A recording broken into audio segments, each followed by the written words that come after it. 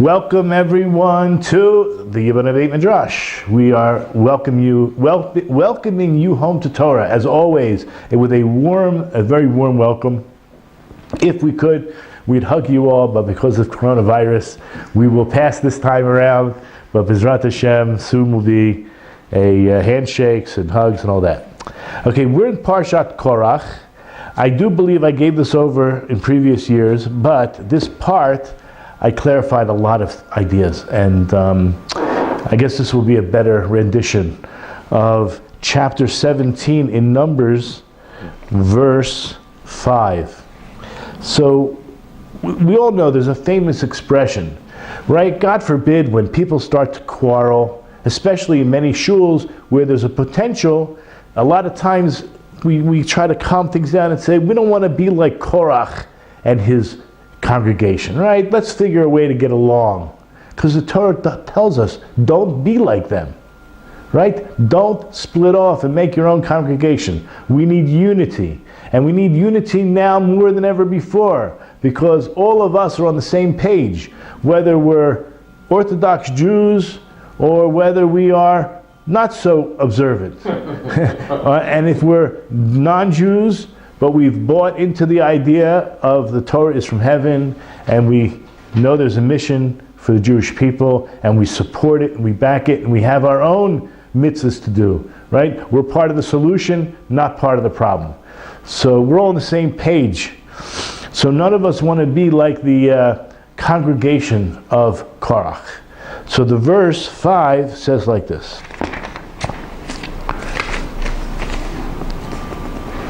As a reminder, which is very interesting. Why do you need a reminder? As a reminder to the children of Israel, so that no alien, meaning no non-Kohen, okay, the word in Hebrew we're going to see is a zar, right? Ish zar, anybody who's not a Kohen, who is not of the offspring of Aaron, basically should not draw near to bring up the smoke of incense before Hashem. He shouldn't perform certain things in the temple. He's not going to work and serve God in the temple and do certain things. That he not be like a Kohen, that he not be like Korach and his assembly. So here you have a warning, okay, not to be like Korach and his assembly, as Hashem spoke about him through Moses. Now that's how the Art Scroll translates it.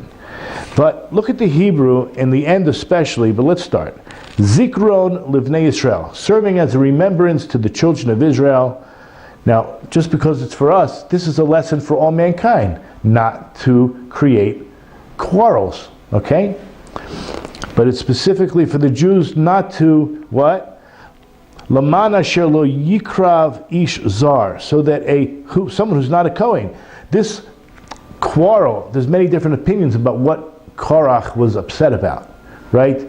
Whether he wanted to be in place of Moshe, whether he wanted to be in place of Aaron, whether he just wanted a space as the prince of the tribe of Levi.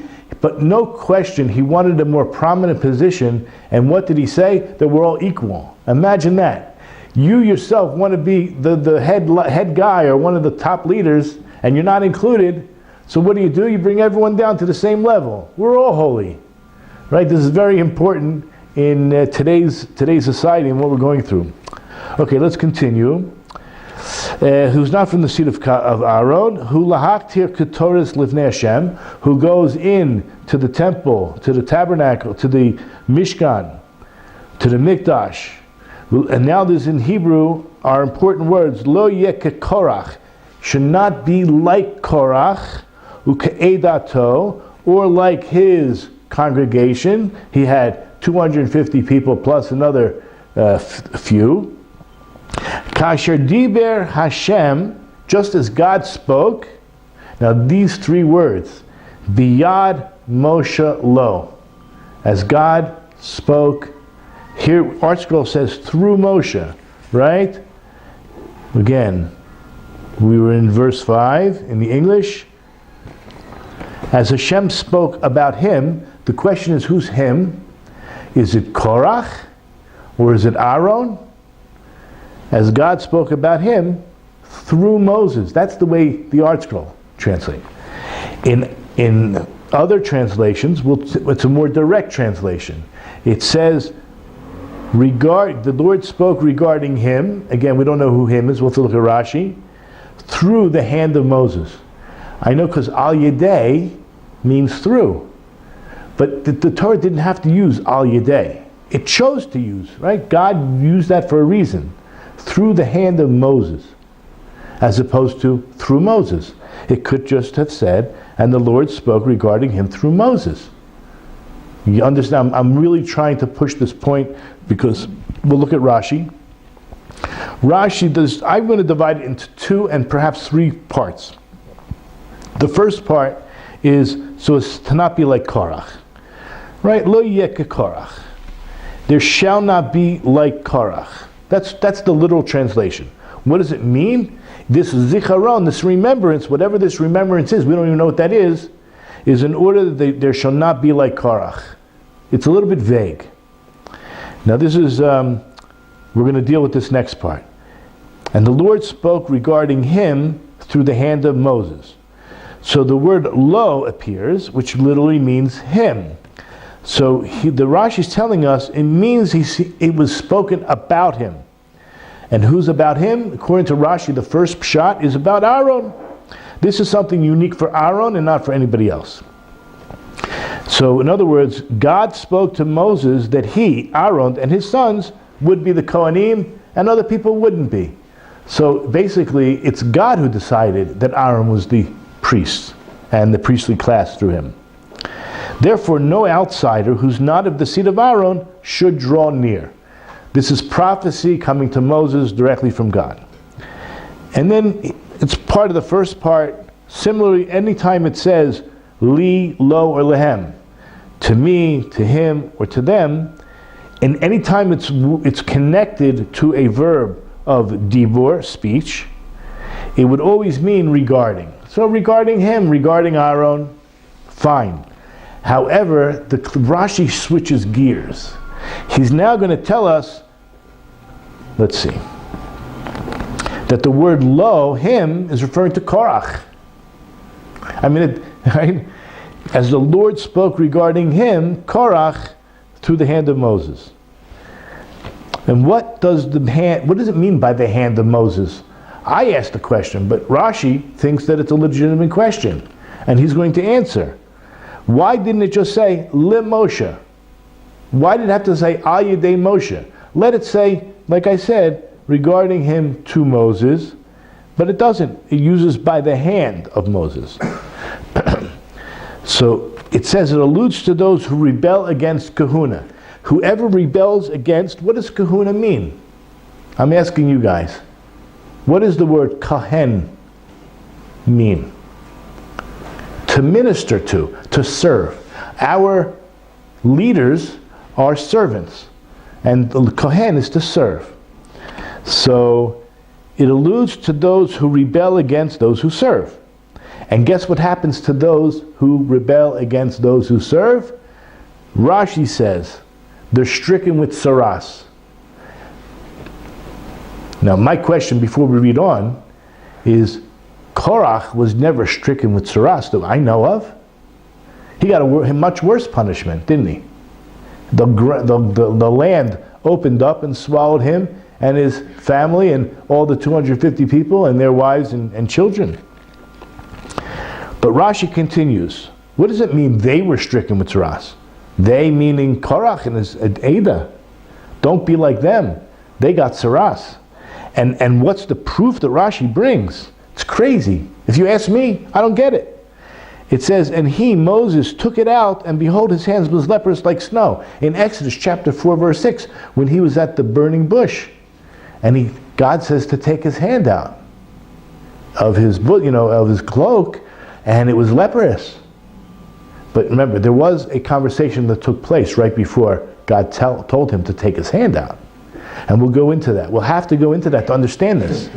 So I want to tell you, this is the beautiful thing about the Kli Yakar. Many people who read the Chumash with Rashi all their life, okay, so they can quote you the Rashi. What does it mean? Wait till you hear the Korach opens up vistas, such depth, and it should make a difference in our lives and how we deal with other people when we have an awareness of what this Rashi is actually trying to tell us. Okay, let's go into the Korach. Again, for those who are not aware, we use the Korach as the basis for this conversation, as the basis for this teaching, and the Korach immediately opens up with Perush Rashi. We already saw that. Shelo yilke b'tzarat, so that one should not become afflicted with tzarat. Kamo, just as sholaka Moshe b'tzarat biyado, just as Moses was afflicted with tzaras in his hand. The word lo is shav el hacholek al hakahena.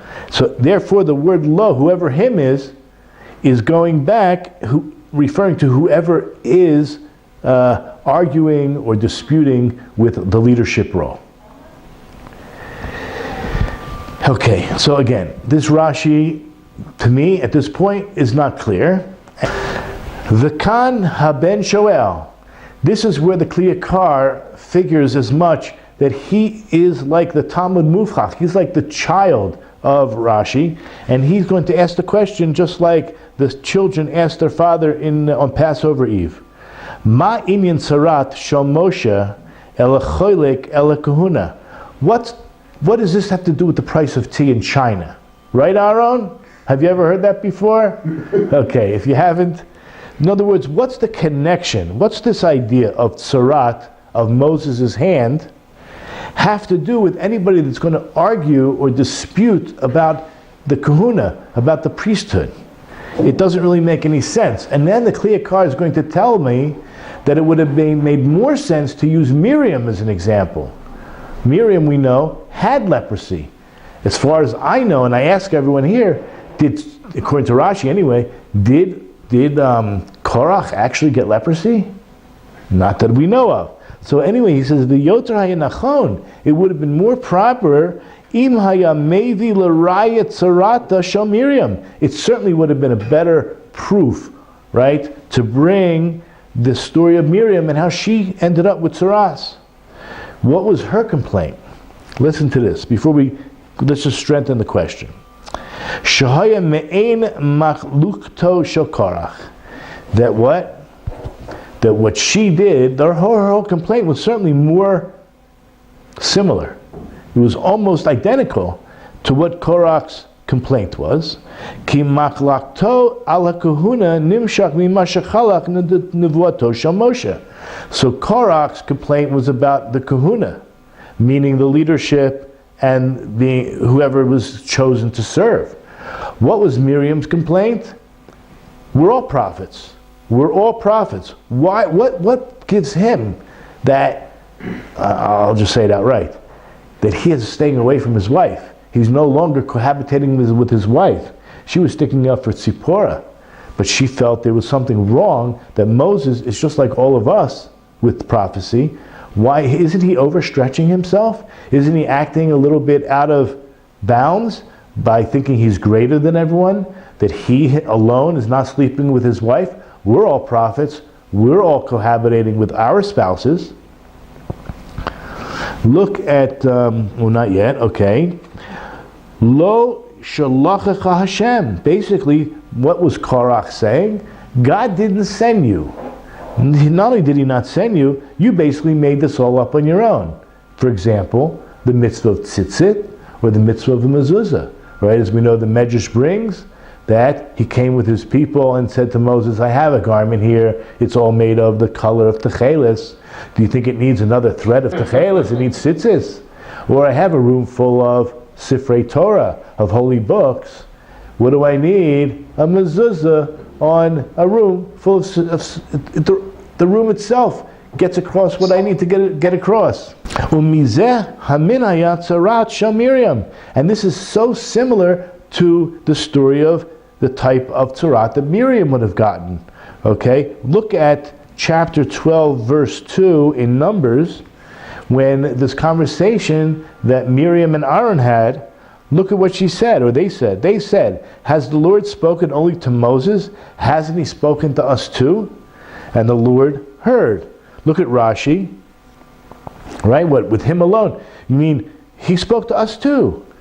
And yet, we haven't abstained from marital relations. So basically they were claiming that Moses was overreaching. He was doing something over and beyond. Very similar to Korach. Why not give, the Kli Yakar is saying, why not give the example of Miriam? Why does Rashi give the example of Moses' hand? There seems to be no relationship at all to Moses' hand having tzaras and the claim or dispute Korach, his original claim. It seems more like Miriam would be a better example. What did Korach say? Look in chapter 16, verse 3, right? They said, for the entire congregation are all holy. Why do you raise yourselves above the Lord's assembly?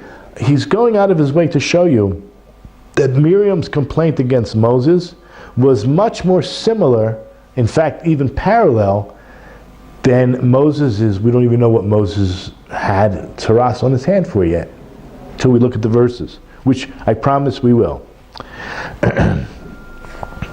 And so the Kli Yakar continues. Based on this verse in chapter 16, verse 3, where Korach says, Ki kol ha'eda kulam kedoshim, lo atem levadechem shematem b'har Sinai. Not you alone, Moses heard. We all heard the first two mitzvahs. I am the Lord your God, and you shall have no other gods. Everybody knows that we heard those two mitzvahs. But when we speak about that leprosy that was on the hand of Moses, what exactly is the relationship? How can we relate that tzaras of Moses' hand to the machlokas of Korach? Now that is just an introduction to the questions. Okay, so now we will begin to answer the questions. So the Kli Yakar, in his beautiful style, asked the audience, whoever's listening here, the Ota, now, Sanoi Nechorei, lift your eyes up and see, right? Get out of I don't know how to express it. Sometimes we're not objective. We're too subjective, so we can't really see the truth. So raise yourself above the subjectivity and hear the truth. Ki hinei mekare v'inyanim v'yul achadim biyadecha. Ready? He says, behold, I'm going to bring close these concepts, and they're going to be considered one in your hand. You're going to have something to walk away with. Okay? The yilka hadoime bedoime. There is a comparison to these two types. We're not talking about Miriam anymore. The Rashi brought down the type of tzaras that supposedly goes to people who go against the Kohen, which is going to be Korach.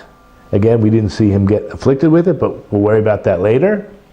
And Moses' hand, let's see. He says, Umisham tikach raya b'riya tova, that we're going to basically take from what? We're going to take from there a clear-cut proof, shecholik anevuato shel Moshe loke b'tzaras. That basically, yes, we did take this original idea of Miriam, but it's Moses himself. Anybody who argues, anybody who disputes the prophecy of Moses is loke b'tzaras, will be afflicted with leprosy. You guys should be shaking in your boots. I'm serious. And this is what Chazal tell us. In Shabbos 97a, it says like this. Let me just read the Kli Yakar. Choshed b'ksharim, anybody who has suspicion, concern about, how do I translate suspicion? He's looking at somebody like they're doing something wrong, but really they're kosher people. But if you're looking at someone who's a kosher person as if he's doing something wrong, loke begufo, you, God forbid, the person will be afflicted physically. Okay? So that's what, and the Gemara says, Minalan, right? From where do we know this? We know it from Moses. How do we know it from Moses? Let's just see. Let's look at the Gemara a second. This is number 4 on the source sheet.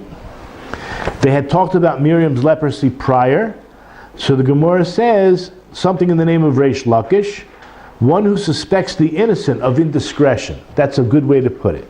Someone who's kosher, but you're suspicious of him. He's really innocent. The person is afflicted in his body. And where do we know it from? Do you know the conversation that took place right before God told Moses to take out his hand? And he found it was leprous when he removed his hand from his garment? Because Moses said these words. Look in Exodus 4 verse 1. But they will not believe me and will not hearken to my voice, for they will say, God did not appear to you. Now this is what Moses is accusing the Jewish people of. So the Gemara continues, basically the Holy One, blessed be He, said to Moses, how can you accuse these Jewish people? We're talking about at the burning bush, chapter 4 of Exodus. They're believers, children of believers, and ultimately, what? You will not believe? They are believers. As it's written, this is in Exodus chapter 4 verse 31. And the people believed. We believed in Moses and his prophecy. The people believed once they heard that God had remembered the children of Israel and He saw their affliction, and they bowed and they prostrated. Also, and why are we considered children of believers? Because we know, right, Abraham, Isaac, and Jacob were believers. It says about Abraham in Genesis 15:6, and he believed in God. So now this is so basically talking to Moses, ultimately you will not believe. This is what and God said to Moses and to Aaron, because you did not believe in me. In other words, what Moses is accusing the Jewish people of, he himself was guilty. He didn't believe fully in Hashem, right? When God told him to speak to the rock, he spoke to the rock. Or did he hit the rock? But he didn't cause the people to believe in him. He should have done what God told him to do, right? And this would have caused the people to believe. God said, speak to the rock, and he hit the rock. I'm talking about the second time, right?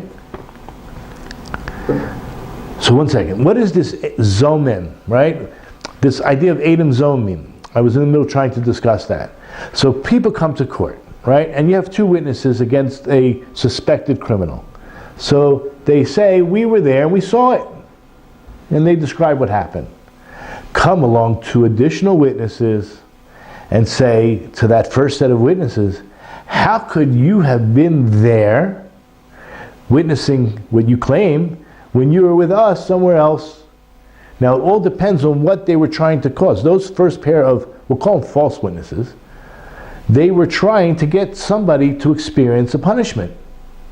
So the Torah describes this idea that in most cases, or certain cases, I'm not going to go into the whole idea right now, but those, we'll call them false witnesses. Edom zomim, they're not just false witnesses, they're very specific witnesses that were copped out because they were somewhere else, and there were witnesses to them.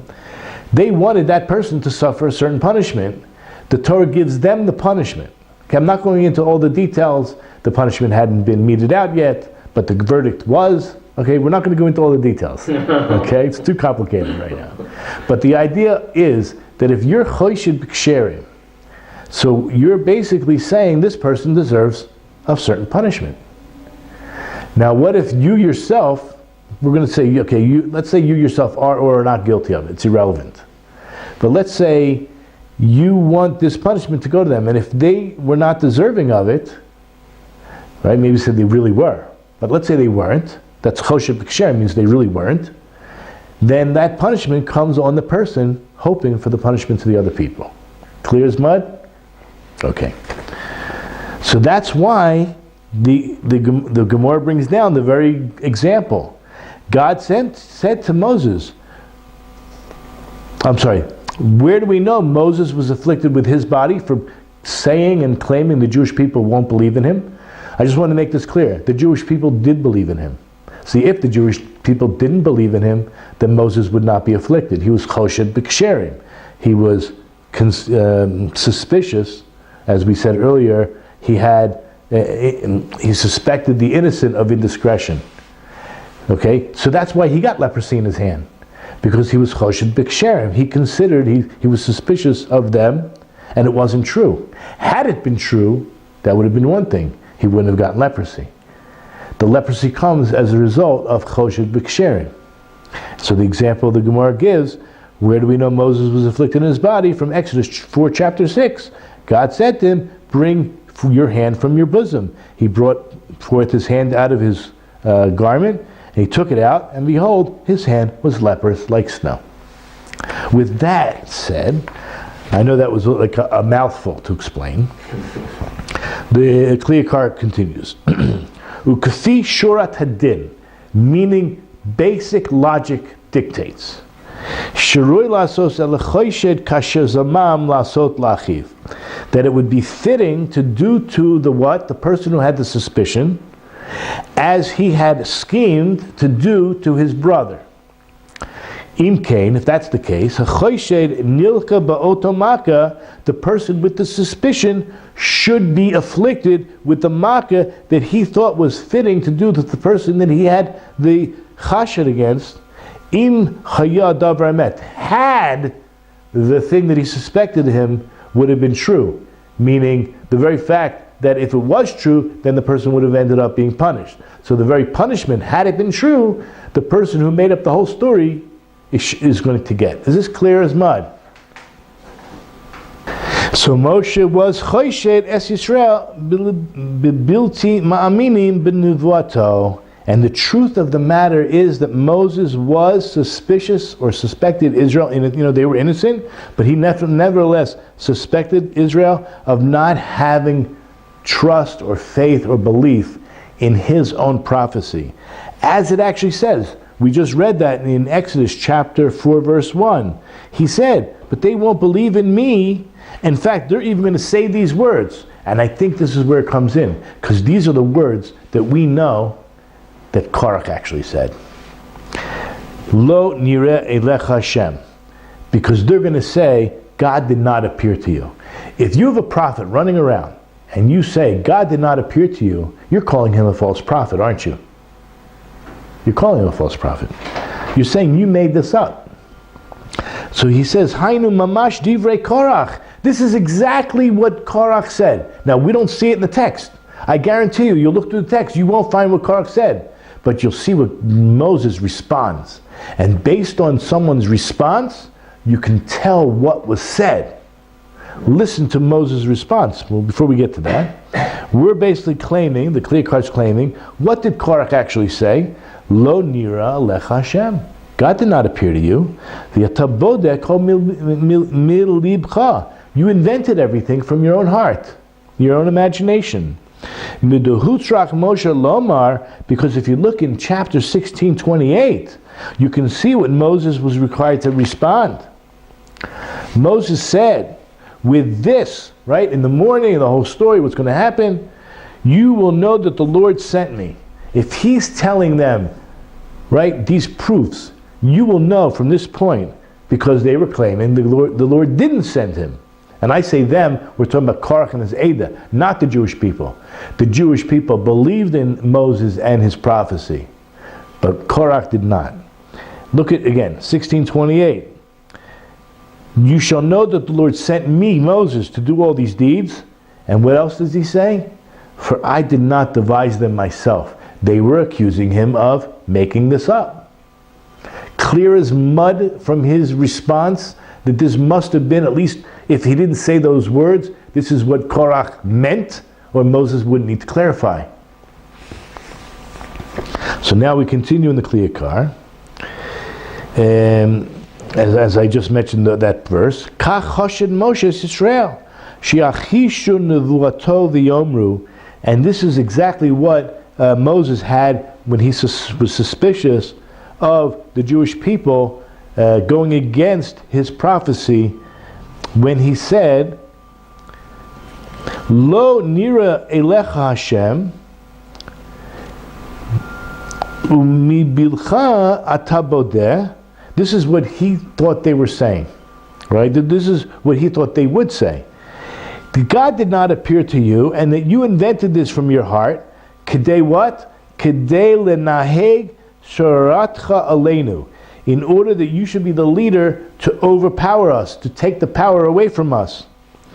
And the fact that we see Shenilka Moshe b'tzarat, we saw Moses' hand with tzaras, al shechashadam b'ma she'ein behem, that the Jewish people never had this level of, let's say, lack of faith in Moses. What do we hear from this? She'ilu hayadavar emet hayushra machishim nivwato, that if the Jewish people actually did have this belief that Moses made everything up, meaning that they would deny his prophecy, we would have seen Israel themselves with tzaras, and we don't see the nation coming down with this plague of tzaras. But since Moses had suspicion of something that they didn't have, he himself was afflicted. And maybe this helps Yaakov Israel, that this is, why would Moses be afflicted with tzaras? It's just a sign. When you read the story, you think it's just a sign. Okay, he's having a conversation with God. Forget the fact that he says something negative about the Jewish people. He's just having a conversation. How are they going to, give me a sign. How am I going to know they're going to believe in me? Take your hand in, take your hand out, and that's all the narrative. No. Moses actually said, they're not going to believe in me, which was wrong because it never happened. If it would have happened, his hand wouldn't have had tzaras. Maybe it's a sign, but whatever it is, maybe it's a sign to say, this is what you would get if you don't believe in me. Yeah. But what led Moshe to believe that they wouldn't believe in him? He had been away for so many years, so... He's about to go down to Egypt, or into Egypt. And, again, like you just said, he was away from them. So you're talking about coming in with the gospel, with the good news. You're about to be redeemed. You're going to come out of servitude.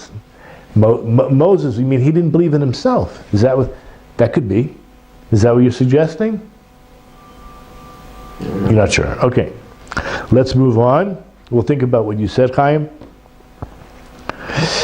Okay. We did that. Okay. Di'im Cain.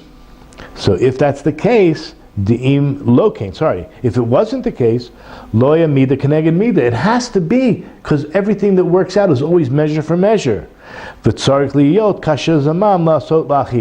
the bottom line of Edom Zomimim, that whatever they had schemed to do to their friend, their brother, was going to happen to them. This is exactly what happened to Moses.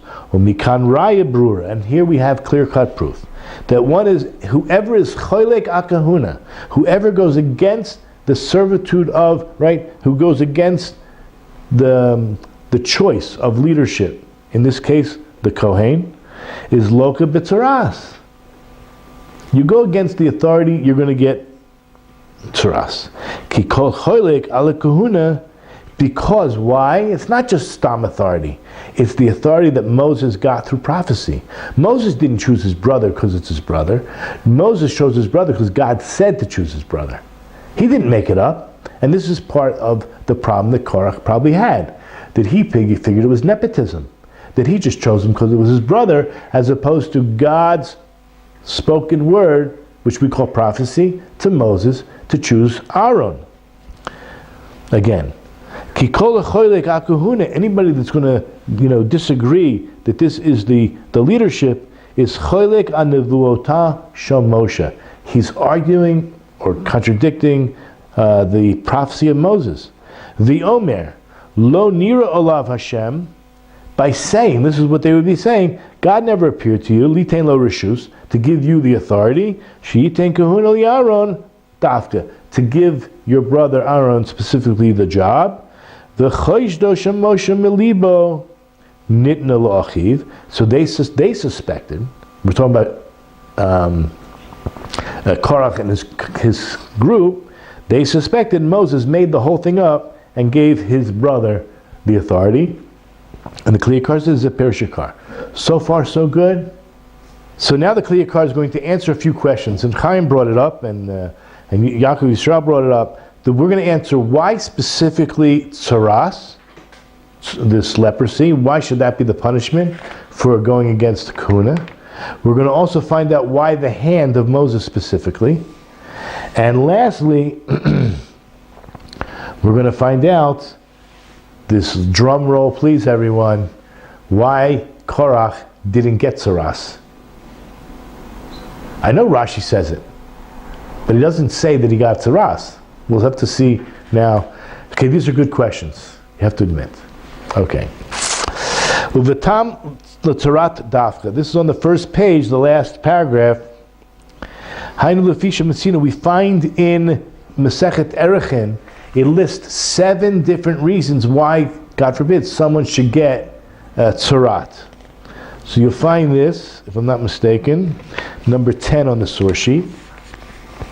We're only going to be dealing with 2 out of the 7. Okay? It's you know what? Let me. I don't think it's number 10. Is it? It is 10. It doesn't. No, it's number 7. Go to number 7. It's 16a. So leprous marks come as and afflict a person for 7 sinful matters. Malicious speech, which I think we're talking about here. Bloodshed, murder. An oath taken in vain. Forbidden sexual relations. For arrogance. That's going to be the second thing we're going to use. So far, the clear card is going to talk about 2 of them. One is Lashon Hara, the other one is Gaiva, or arrogance. Also for theft and for stinginess. So I cut the Gemara a little bit just to show you these 2. So what do we know about malicious speech? Why should that be a reason to get leprosy? Because it says in Psalms 1015, did I bring that down anywhere, or we just have it here? Yeah. It says at the bottom of the paragraph on page 2. Yeah, no, I know that. It says, whoever defames his neighbor in secret, I will destroy him.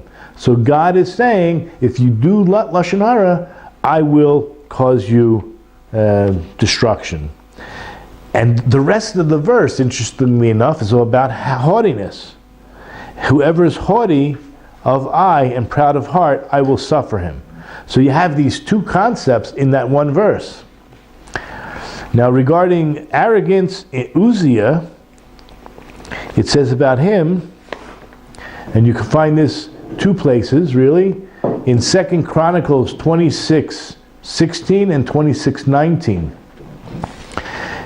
But when he was strong of his heart, in other words, arrogance. Okay, when he was strong, his heart became arrogant, so he did corruptly. He trespassed against the Lord his God. And what do we find a few verses later? That he was stricken with leprosy. Leprosy broke forth on his forehead. Okay, so we do have those verses here. Okay, and then he brings down that this is in the 2 Chronicles, fine, and Medivrei Kabbalah Yalfinin, from the Divrei Kabbalah. Divrei Kabbalah means what was handed down to us. Believe it or not, this, after the 5 books, the rest is Divrei Kabbalah, is rabbinic. Everything in the Tanakh, except for the 5 books, is basically rabbinic. It's God's explanation through the prophets what exactly the 5 books mean. Okay, there's always a reflection.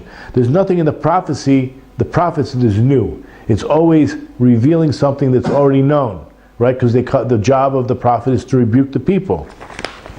So in Habakkuk, chapter 2, verse 5, a haughty man whose dwelling shall not remain. What does that mean? That the haughty man will be afflicted with leprosy, and he will not be allowed to remain in his house. He is to go outside of the camp. We all know that is what happens when someone is with tsaras. He gets examined by the Kohen, he goes outside the camp, stays there until the Kohen allows him to come back in. So what does the Kliyakar say? Based on that verse, Gavar Yahir lo yinveh shlo yishayir ben nave shalo. He will not remain in his house. He will not remain in his dwelling. Lefisha sofo liyeshe badad michutz lemachaneh. Because he has to remain alone, right? His end result will be to sit alone, to dwell alone outside of the camp. Now, this is again the proof that this did not happen to Israel. If the Jewish people had not believed in the prophecy of Moses, meaning that means they would have suspected him. If they don't believe this prophecy, that means they're basically saying God didn't appear to you and you made the whole thing up.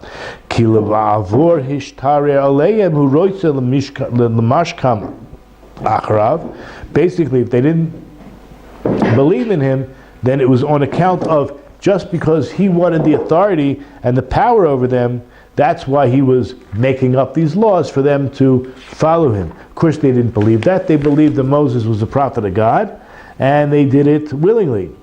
Because if they would have said, Lo nira alecha God, right? If Hashem did not appear to you, if they would have said that, Lashon nokeach, now here it means as rebuke, hayuvadai beklal mesapre lashon hara. That would have been, if they would have said, God did not appear to you, then for sure that would have been lashon hara. Mishnei tzadim elu hayanalkim b'tzuras. Now I have a question. What does it mean from both aspects? Now the Kliyakar originally said 2 out of the 7, arrogance and lashon hara. It either means that when he says mishnei tzadim, because of these two things they were stricken, meaning we're talking about who? Korach. But of course they weren't, so we'll have to discuss that. But that's why they would have been. Or maybe from denying his prophecy in the lashon hara. So I'm not sure which way to go. But he says, Al kain chazer adin al Moshe shechashadam lo kedin. Therefore, it comes back logically on Moses because he's the one who suspected Am Yisrael of having a lack of faith, which they did not have. It wasn't proper. Had it been proper, he would never have come down with leprosy. So this is the first answer of why was it specifically leprosy. Now we're going to go into why it was his hand specifically. So we said it didn't make any sense why it says Biyad Moshe. Just say Le Moshe. It was through him, right? Through Moses. Why do we have to say the hand of Moses? I think you're already getting a little idea about the hand of Moses. So Chazal tell us, again, this is in Erechin 15b, so that would probably be number 10 on the source sheet. And we'll take the first verse, for example. Mavis v'chayim biyad lashon. It says death and life. How would you translate biyad lashon? Through the tongue, right? You would translate life and death and life are through the tongue. But it says biyad. Just say la lashon, right? Or some other bil lashon. But why say al the yad? And the Kliyakar asked an excellent question, which we should have all asked ourselves. The kiyesh yad lashon? Is there a hand? Is there a hand in the tongue? Does the tongue have a hand? Why does it say, where is it again? Death and life are in the hand of the tongue. It's a great question. In the Talmud in Erechin? Yeah. We're in number 10 on the source sheet. It's not even the Kliyakar's question. The Gemara asked the question. So the Gemara gives an answer. Oh, they're calling a verse in Proverbs. Yeah, it's in Proverbs 18:21. So what does the Talmud tell us? Just as a hand can kill, so too a tongue can kill. Okay? Now, go back to the Kliyakar a second. Ela mashiyad memis, af halashon memis. Just as a hand can kill, so too a tongue can kill. And now this is very interesting. I need to give a little background between what we call Kri and Ketiv. Okay, so in Jeremiah chapter 9, verse 7, if you actually look on the source sheet that I gave you, there's a little parenthesis underneath the Hebrew. That's to tell you the way it's written is not the way it's read. We have a tradition, right? There's no vowels at all in the text that we received. But we have a tradition from Mount Sinai, at least for the 5 books, how to read and what the words mean. And for the prophets, we have the same thing, not from Sinai per se, but from the prophets themselves, that this is written one way, but you read it a different way. And what that means is you actually have, it's like a multi-universe. You have the way it's pronounced, that means the way it's read, and that can have one meaning. And the way it's actually concretized on the black ink on white paper, right, in this case not just necessarily paper but parchment, you have a different meaning. Both meanings are true. Both meanings have reality. But when, how, the variables. So this verse says, their tongue is a deadly arrow. It speaks deceit. We're only going to deal with the first three words. Each one speaks peaceably with his mouth to his neighbor, but in his heart he lays a trap for him. Look at the first three words. Chetz, which is a arrow. Shachut. Shachut means deadly. Lishonam. So their tongue is a deadly arrow. However, even though that's the way it's pronounced, how is it written? Shuchat. So the difference would be, is the person themselves being the one who kills, meaning the shochat, the shochet, the one who kills, as opposed to one that which is deadly. So the arrow being deadly. So what do we understand? Like this. The one that comes to kill others, he himself is killed. Someone who tries to slaughter others, measure for measure. Karma, I don't know what word, I don't like karma, but I don't know, measure for measure. This is what Hashem has. The one this is what that one word, with the two ways, one is the way it's read, and one is the way it is written, has double meanings that they're both true. That one is being killed and one is to kill. Why? Because we know a famous concept that's brought down in the Medrash, that ki lashon hara tlos katel, that when people speak lashon hara, it kills 3 people. 3 people are severely affected by lashon hara, by evil speech. The one speaking, the one listening, and the one being spoken about.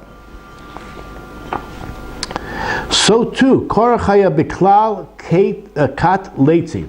Korach was, I would say, put amongst the worst kind of human beings. He was in a category of leitzim, jesters, scoffers.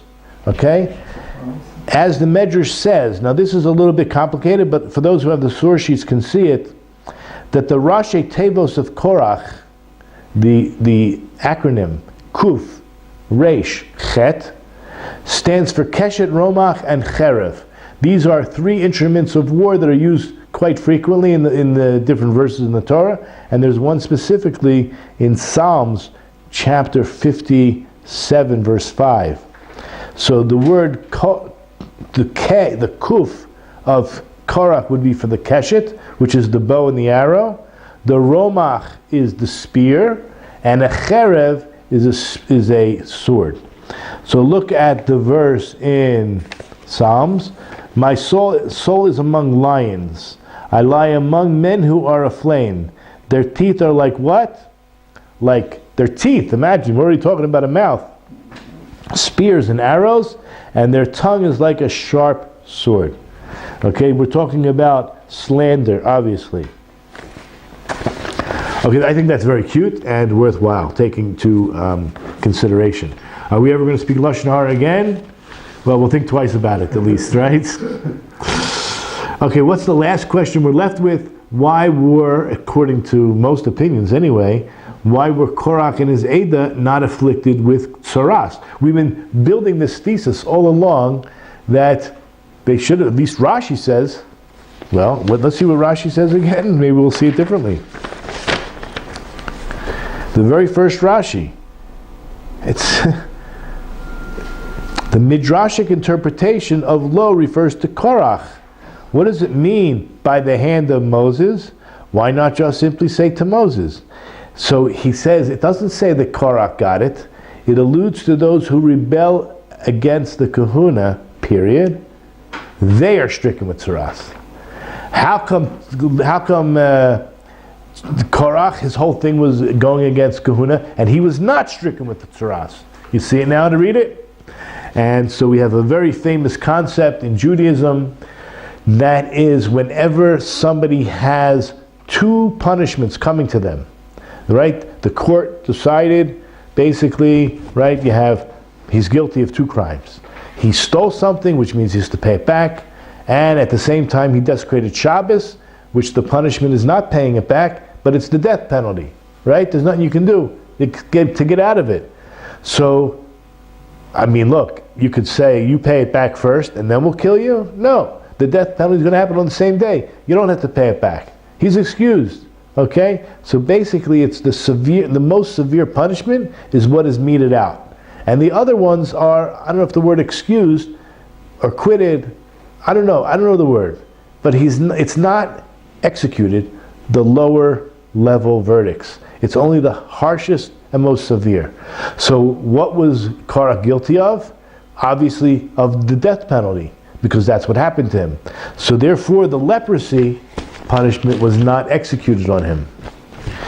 Okay, so that is called Kimle Bidarabamine, right? The worst punishment will be meted out. Shrei Kfar Be'ikar, he was a total denier in God, Ubetoras Moshe, and the prophecy of Moses. V'ratza levatel hasrara, his goal was to uproot and to negate the authority of Moses. Asher mizeh hatzad noton hadin shayamin habluim. Therefore, what does he get from the aspect of the justice of logic? He's going to get swallowed up. He's going to get the death penalty. He was swallowed up alive in the ground. Now, either we're talking about Korach, so basically he already saw the greatest miracles that Hashem did, whether it was the 10 plagues in Egypt, or whether it was the splitting of the sea, or the actual revelation of Mount Sinai. All the greatest things he already saw, but you know what he didn't see? Mashalo ra'u Yisrael b'shlichut rishon shel Moshe. Nobody had seen that. Nobody saw that Moses was alone with God at the burning bush. When this took place, when the original conversation, when Moses says, "Oh, they're not going to believe, maybe they're not going to believe in me," so nobody was there. Nobody witnessed that. So yes, they all witnessed the great things of Hashem, but they didn't see that conversation. Now we know why. Our verse begins by saying, as a reminder, a zikaron. They weren't there, but they should know. It should be on their minds, right? To what? To make sure not to go against the prophecy of Moses. As what? It's a zikron livnei Israel, lamana shelo yikrav ish zar, that nobody who is not, right, who's a foreigner, should not come close to doing the service. This service is reserved for the priests, and that's it. Ki yazar hakarev. Therefore, any non-Kohen who comes close to doing something that's not for him, mistamahu choyle haluk al nevuas Moshe, he himself would be, right, the person who's coming to do the service in the temple when he's not supposed to, is arguing on the prophecy of Moses. Nevertheless, wait till you hear this, that stranger, the non-Kohen that comes, lo yiyeh kekorach uke'edaso. This is a warning. You know what? Not just a warning he shouldn't be, he won't be swallowed up. Right? V'shava ba'onesh. He will get only leprosy. That was what Korach should have gotten. Ki Korach v'adatayu b'choitim gedolim zulat zeh. But the reason they didn't, because they had a much bigger sin. So you would get, God forbid, you should be warned that if you go against Moses and his prophecy, that the onish is tsaras. I think that's what Uzziah did. Eliyeh kasher diber Hashem biyad Moshe lo. So we're now stuck with those last few words, right? what will be? It will be as God spoke beyond Moses, as God spoke through the hand of Moses. God was speaking through the hand of Moses. Kim Moshe, Shlach, as Moses was, Shlach biyado b'tzaras, just as Moses' hand was struck with tzaras, kach yilka b'tzaras kocholik al kahuna. So too, the person who speaks against the servants of God, and I'm going to just say this is really interesting. If you speak against the servants of God, right? God gave prophecy. He says what is will be, and if anybody speaks against the servants of God, would be stricken with leprosy. That's how I see it. In other words, there's a group, I don't know what they're called, I don't want to say, they wrote their own New Testament, right? And it goes against the Word of God. Or, like you have another religion somewhere else in Saudi Arabia, I don't know exactly where it started, but you also, if they go against the prophecy of God, there's a promise here that there is a punishment. So I'm just warning you all, get with the program, right? Check it out. They somewhat believe. That's why most of them are, right? They somewhat believe. But anyway, so this is a really, I think, important lesson for us, that we should have awe of Hashem and know that there is measure for measure. This fits in so nicely. We see these words and we don't really know what they mean, but we investigate further and deeper, it becomes alive. These verses in the prophecy becomes alive. There's a lot of, I would call it rebuke, warning against Lashon Hara. Do not be like the Ada don't be like Korach and his congregation. Don't start disputes, right? You want to help somebody? Be kind. Okay, so they're not kind back? Figure a way to be more, effective, right? Or just stay away. If they're very confrontational, stay away. But why create? People have so many issues. We all have issues. So we have our own issues. You can only imagine the issues the other person has, right? So we should have more rachmanut, more mercy, and figure a way to all get along. B'ezrat Hashem, have a great Shabbos. We'll all get along. I want to welcome you all home to Torah, and I hope you enjoyed this. And you can always go onto the website. There's a link below, and look at the source sheets, yourself, and hopefully you'll learn a little bit of Hebrew along the way. Okay, so Shabbat Shalom.